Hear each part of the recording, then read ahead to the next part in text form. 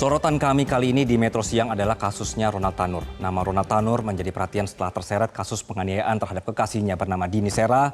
Lalu kini berkembang menjadi kasus dugaan suap hakim yang ternyata membongkar aksi maklar perkara yang terjadi di peradilan kita. Kami rangkum kembali perjalanan kasus ini, pemirsa. Di Oktober tahun 2023, publik menaruh besar dalam kasus ini setelah video dugaan penganiayaan beredar. Kejadian di Surabaya, mereka cekcok, kemudian Ronald menendang kaki dan memukul kepala korban dengan botol miras sebanyak 2 kali. Di tempat parkir, si Dini yang terduduk di samping mobil Ronald Tanur ini kemudian pelaku melindasnya dengan sampai terseret sejauh 5 meter. Dini sendiri sempat dibawa ke rumah sakit namun tidak tertolong. Nah kemudian pemirsa, Ronald Tanur ditetapkan sebagai tersangka dan kasusnya juga sampai ke meja hijau. Namun Ronald Tanur justru divonis bebas oleh Pengadilan Negeri Surabaya. Hakim menyebutkan pada saat itu bahwa Ronald Tanur ini tidak terbukti bersalah. Menurut Hakim, kematian korban disebabkan oleh minuman keras yang ia konsumsi, bukan karena luka dalam yang dialami dari dugaan penganiayaan. Menurut Hakim, Ronald Tanur ini masih berupaya melakukan pertolongan terhadap Dini. Nah pada saat itu semua tentu bereaksi dan bertanya-tanya kenapa sudah ada bukti video dan lain-lain, ini Hakim justru membebaskan pelaku. Dari sini kemudian jaksa mengajukan kasasi di Mahkamah Agung. 3 bulan kemudian pemirsa, Kejaksaan Agung menangkap 3 hakim yang mengadili Ronald Tanur dalam sebuah operasi tangkap tangan. Dan juga 1 orang yang adalah pengacara dari Ronald Tanur. Kejagung mengatakan ketiganya terbukti menerima suap dari pihak Ronald Tanur untuk memberikan vonis bebas. Mereka kemudian langsung ditetapkan sebagai tersangka. Karena 3 hakim yang membebaskan Ronald Tanur ini ditangkap dan menerima suap soal putusan, Mahkamah Agung kemudian membatalkan putusan bebas Ronald Tanur dan menjatuhi hukuman 5 tahun penjara. Hakim menyatakan Ronald Tanur terbukti menganiaya Dini dan menyebabkan korban tewas. Ronald Tanur pun ditangkap kembali. Dari kasus suap menyuap ini terbongkarlah mafia peradilan yang lebih besar. Pengacara Ronald Tanur yang ditangkap tadi diduga terlibat kesepakatan dengan mantan pejabat Mahkamah Agung bernama Zarof Ricard untuk membantu mengkondisikan Hakim Agung di tingkat kasasi supaya dalam putusan kasasi Ronald ini juga dibuat agar tidak bersalah. Zarof Ricard ditangkap di Bali dan juga ditetapkan sebagai tersangka. Menurut Kejagung, Lisa Rahmat menyampaikan ke Zarof Ricard menyiapkan dana 5 miliar rupiah untuk Hakim Agung dan 1 miliar rupiah untuk Zarof sendiri sebagai imbalan. Dan tidak berhenti di kasus Ronald Tanur, si Zarof ini juga terindikasi terlibat di banyak kasus peradilan. Dalam penggeledahan penyidik ini menemukan barang bukti senilai hampir 1 triliun rupiah dari berbagai mata uang. Ada juga logam mulia yang dijumlahkan total mencapai 51 kg atau setara dengan 75 miliar rupiah. Dari pengakuan kepada penyidik, ia menerima sejumlah uang dari kegiatan kong kali kong kasus di Mahkamah Agung selama lebih dari 10 tahun, 2012 sampai 2022. Seperti inikah wajah dunia peradilan kita? Kami akan membahasnya pemirsa bersama dengan mantan hakim dan pengamat hukum pidana Asep Iwan Iriawan. Kang Asep, selamat siang. Selamat siang, Mas Anggi.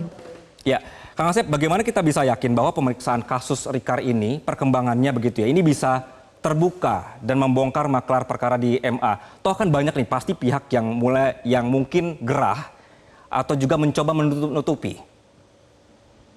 Ya, yang pertama ini zamannya sekarang zaman transparansi. Netizen bisa bersuara, media sudah hampir semua media memberitakan ya walaupun tidak lengkap.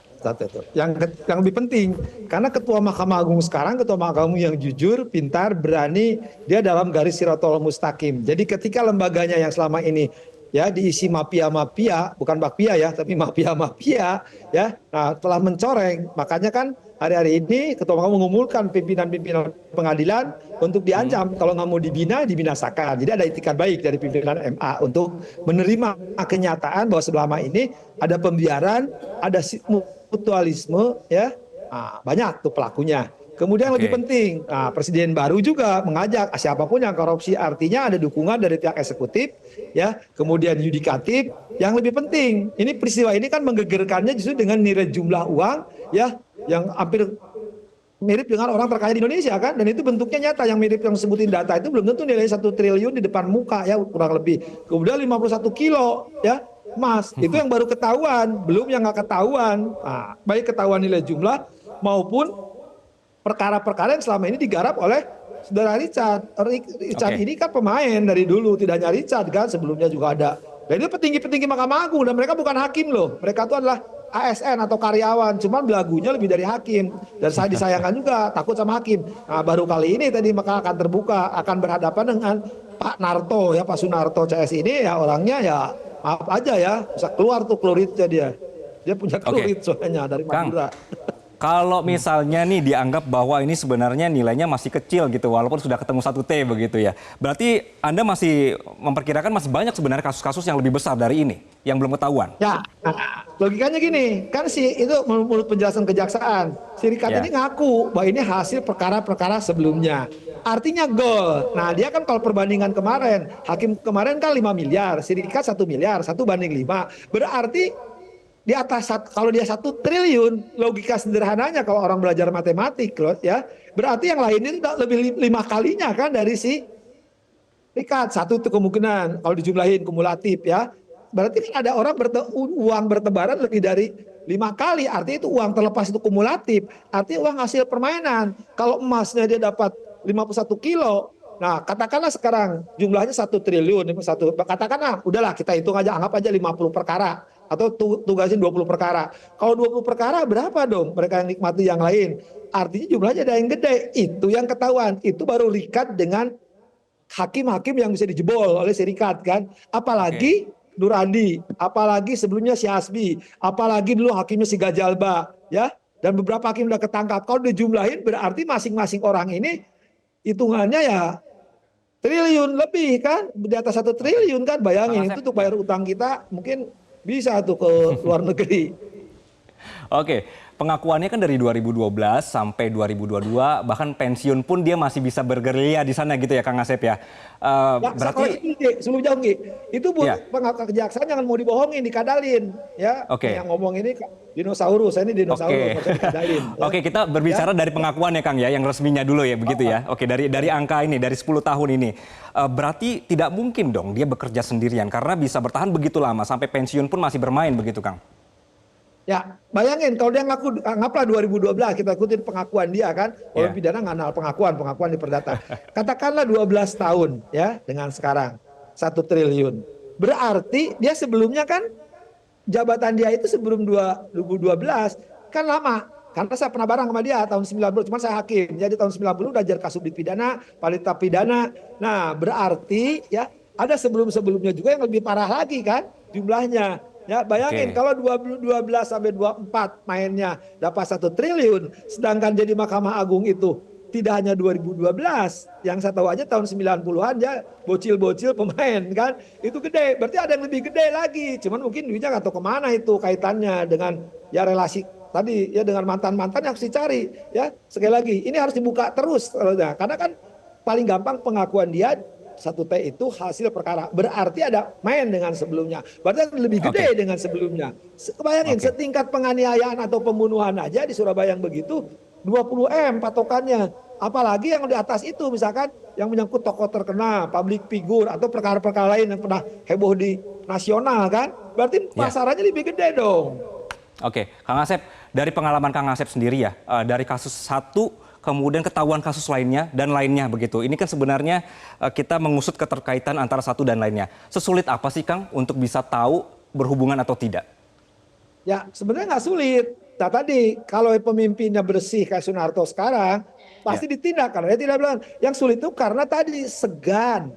Temen dong, TSM bukan terstruktur sistematis masif, tahu sama tahu, saling menikmati. Tadi sering saya katakan 2 kata, pembiaran, ya. Kedua, simbiose mutualisme. Artinya apa? Ya kalau sama-sama tahu ya sudah selesai. Nah sekarang, oke lah itu masa lalu ya.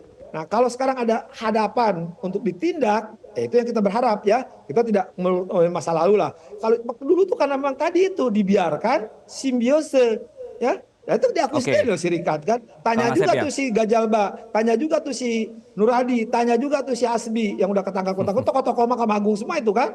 Bukan tokoh ya, tokoh. Oke, berarti seharusnya bisa ketahuan ya Kang ya. Dari jejak digitalnya, ditelusuri semuanya, ini seharusnya nggak ada alasan bahwa tidak bisa dilihat keterkaitannya begitu ya Kang Asep ya?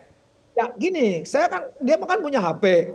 Hakim-hakim juga punya HP. Ya tidak mungkin nggak punya HP. Ya jejak digital itu kan kalau dia nggak ngaku dihilangkan tinggal ke itu.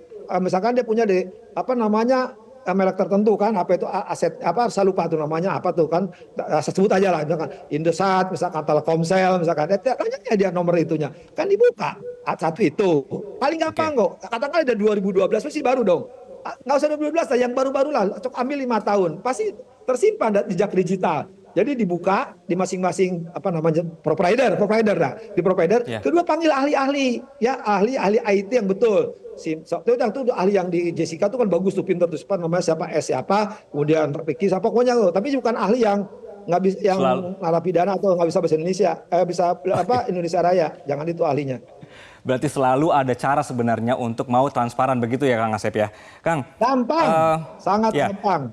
Oke, bagaimana, jadi begini, saya sendiri serem jadinya melihat kasus ini ya gitu. Bagaimana kita bisa percaya, apalagi saya yang orang biasa ini, percaya proses peradilan negeri ini bisa jujur ketika perilaku jahat ini sudah menggurita dari level lokal sampai pusat gitu, bahkan Mahkamah Agung begitu. Bahkan mereka menang begitu, Kang. Ya, biarlah masa berlalu menjadi fakta, tidak bisa diingkari. Nah ini kebetulan presiden baru dan ketua Mahkamah Agung yang sedang Mahkamah Agungnya kena, kita percayakan, sering berkali-kali saya katakan kepada ketua Mahkamah Agung yang baru, Mahkamah Agung yang baru ya, bukan ketua Mahkamah Agung yang lama. Ketua Mahkamah Agung yang baru, Sunarto ini, sekali lagi, kita dukung, kita sonsong, kita apresiasi, kita dorong, kita awasi, yakin. Kalau ketua Mahkamah Agung sekarang tidak melakukan seperti yang lalu, mari kita gebukin rame-rame. Oke, Kang, sedikit kita melihat ke kasusnya si Ronald Tanur ini dan juga berbagai orang yang terlibat. Anda melihat proses putusan MA dengan penangkapan ini memang sudah sesuai prosedur? Kan ini hampir-hampir bersamaan begitu ya, Kang ya? Ya, justru menarik perhatian, kan ditahan. Sebenarnya nggak sama, lihat waktu-waktunya. Jadi harus 3 hakim agung yang lagi meriksa 3 orang, periksa gini. Kan yang jadi pertanyaan ini perkara ini menarik perhatian publik, ya. Bayangin, kayak sudah ada disposisi pecat. Udah ada indikasi itu, cuma KAI kan nggak mau teriak, pecat. DPR mendukung Habibur Rahman ya dan kawan-kawan, itu rame juga. Nah, MA itu satu yang diduga, kok hasil pengawasannya ke bawah belum ada hasilnya, baru terkekeh-kekeh setelah kejadian, tergap, baru putusannya. Ya, maka pertanyaan saya satu ya, kenapa putusannya berbarengan atau dengan penangkapan? Jangan-jangan kalau nggak ada penangkapan ya putusannya sama, apalagi kaitannya Serikat ini ketemu dengan salah satu hakim, terlepas benar atau tidak, artinya ada pertemuan menurut Serikat, artinya ada sesuatu. Lebih menarik lagi, Mahkamah Agung suka teriak-teriak ke PN PT, kalau putusan esoknya harus selesai, terbukti Surabaya 6 hari tuh bikin memori PK-nya. Yang jadi masalah, kok di MA putusannya tanggal sekarang, sampai sekarang kan belum dikirim tuh putusannya ke PN Surabaya, baru relas panggilan, relas, artinya jangan-jangan Mahkamah Agung beli putusan, akan saya periksa, apa kita periksa. Ketika dia aneh lagi tuh, kenapa? Ya penganiayaan. Kan dia harus mempertimbangkan karena membatalkan putusan PN, mengadili lagi sendiri. Ketika mengadili sendiri, jangan-jangan Hakim Agungnya ya yang memutus belum bikin putusan, hanya udah kabulkan aja biar cepat daripada ribut malu, mungkin ya. Nanti harus diperiksa nih oleh Ketua Muda Pengawasan ya Pak Budi CS. Periksa, karena menurut saya jangan-jangan karena ke gap belum bikin pertimbangan. Yang penting sudahlah kabulkan aja daripada ribut. Nah mungkin juga, tapi sekali lagi ini baru asumsi ya, baru provokasi dari saya. Nah tolong diperiksa, Ketua Muda Pengawasan Pak Budi ya, tolong diperiksa, jangan-jangan belum dibikin putusan. Padahal Mahkamah Agung kan suka merintahkan 1 hari. Masa Mahkamah Agung tidak memberi contoh kepada PN? PN harus 1 hari, Mahkamah Agung sedang putus tanggal 23, 24, sekarang tanggal berapa? Belum, kalau belum ada putusan belum lengkap, itu pertanyaan ya. Jadi jangan-jangan ada apanya dong. Oke, masih ada jangan-jangan begitu ya. Kang, sedikit Kang, pada saat penangkapan itu, pengakuan ke penyidik adalah bahwa ada uang tadi ya 5 miliar untuk beberapa hakim A, B, C misalnya begitu. Ini kalau dari hukum Kang, si hakim-hakim yang tadi yang diperkirakan akan menerima atau yang akan ditujukan menjadi target penerima, ini sudah bisa diperiksa atau tidak Kang?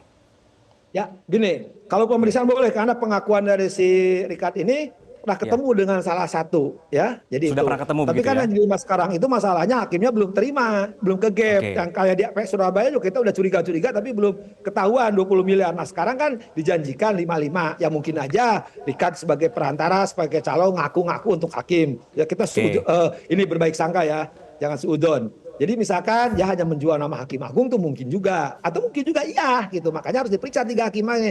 Nah tapi uangnya belum diserahkan. Nah karena biasanya kan diserahkan itu kalau sudah jadi ya serahkan, karena udah jadi dong dihukum atau bebas, atau DP ya sekian persen. Tapi di kasus 5 miliar ini masalahnya uangnya masih dipegang ya di tadi yang di kejaksaan yang tahu dapatnya dari mana gitu kan. Tapi kalau pengakuan tulisan di yang menarik itu kan ada tulis untuk kasasi sisa. Nah itu jadi pertanyaan, kok ada tulisan sisa untuk kasasi? Jangan-jangan, sekali lagi, jangan-jangan ya. Kita harus percayalah sama tim yang dibentuk oleh Ketua Mahkamah Agung. Harus diperiksa, udah terima atau belum. Tapi kan susah pembuktiannya kalau itu kan.